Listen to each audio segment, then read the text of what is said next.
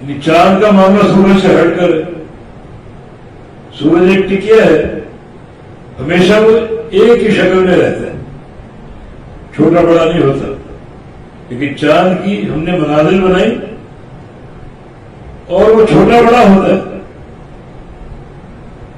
منزلیں بنائی ہم نے، چاند کے 28 منزلیں ہیں جو ایک مہینے میں وہ طے کرتے ہیں، اور 2 دن یا 1 دن غائب رہتے ہیں. جب یہ طلوع ہوتا ہے جس کی پہلی منزل، اس وقت یہ بالکل باریک ایک لکیر کی مانند ہوتا ہے، بالکل باریک،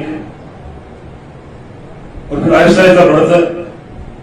ہر منزل پر اس کا سائز بڑا ہوتا ہے، مختلف ہوتا ہے، حتیٰ کہ جب 14ویں منزل آتی ہے تو پورا ہو جاتا ہے، بالکل ایک گولائی میں پوری شکل اس کی نمودار ہوتی ہے. اور اس کے بعد پھر اس کی جو شکل اس میں کمی آنا شروع ہو جاتی ہے،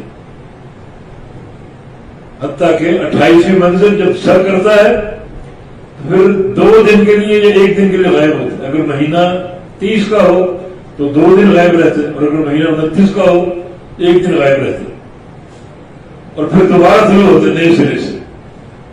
تو اس کا جو طلوع ہونا نئے سرے سے پہلی منزل کے لیے اور آخری منزل تک جانا، یہ کل عرجون القدیم حتی عاد کل عرجون القدیم، حتیٰ کہ وہ بن جاتا ہے، لوٹ آتا ہے عرجون قدیم کی معنی. عرجون یہ کھجور کی آپ ڈنڈی کہہ لو، باریک اس کا تنا کہہ لو، جو سیدھا نہیں ہوتا. اور قدیم کو ہونا پرانا، یہ پرانی ڈنڈی اگر کھجور کی آپ کو نظر آئے تو یہ چاند کی یہ شکل ہوتی ہے پہلی منزل اور آخری منزل میں، بالکل باریک نظر آتا ہے.